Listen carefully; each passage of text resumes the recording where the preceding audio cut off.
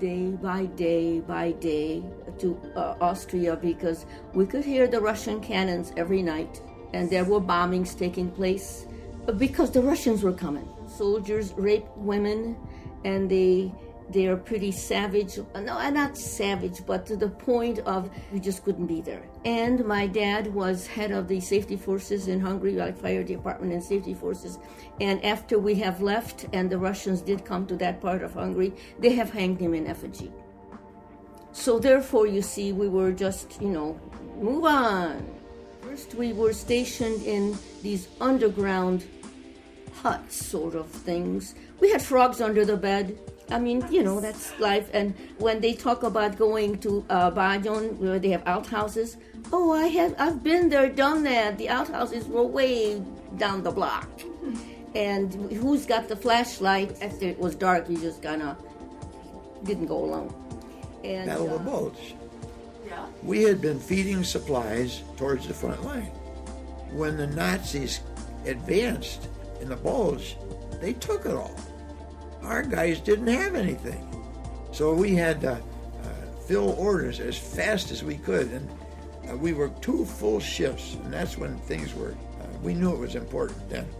But that seemed to be the bottleneck of the whole depot. We had officers. And can you imagine officers working, also with enlisted men? And if you've ever been in the military, it's almost incongruous. They come up, they show up, and I'm say everything from Lieutenant Colonel on down.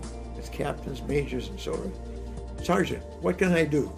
So you knew it was important. And they get their paperwork done, and then they come down and say, Sergeant, what can I do? I mean, you really felt like you were doing something that was important when your officers showed up to do something like that. Talking to one of my friends and asking him what was going on because he had some insight, and he actually said, don't worry about it. Make sure to go there on Monday morning. Make sure to go. It'll be a good rally.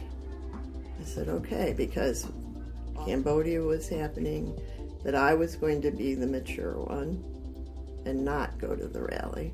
So I worked with the girls in the dorm to stay home because they were kids. They were only 18, 19 years old for the most part. And suddenly one of the girls came running into the dorm and slid across the floor and screaming hysterically, they're going to kill us all. Only to find out the next morning that the boy that I had talked to on Saturday was dead, that his girlfriend or a girl that he had dated was gone, and that one of the girls from our complex had been killed.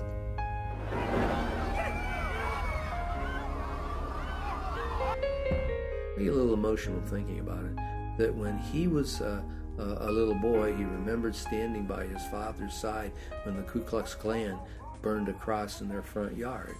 You had the front door, and on each side of the front door you had these beveled glass, up the side that you saw in many houses that vintage. And I remember standing there waiting for Sunday school, and I remember thinking, I wonder if that was what it was like for my father to look out a window like that of beveled glass and see this cross burning. But, I remember knocking on the door and hearing the teacher walk up to the door. And I hid behind one of the door panels just to be funny. And she was a nice teacher. I remember she was always nice. And she opened up the door and I hid behind the door. And I jumped out. She goes, ha. She laughed, I said, oh, come in, you're late. It's like, oh, my mom woke me up late. But what I remember was when I got home, my mom gave me a beating because she saw what I did. She said, you were late and you still played a joke on your teacher. Well, they had us split into 2 groups, and the group that I worked in, we worked in a house. We worked painting it, sanding down the walls, doing all that kind of stuff. That had been turned into a food bank.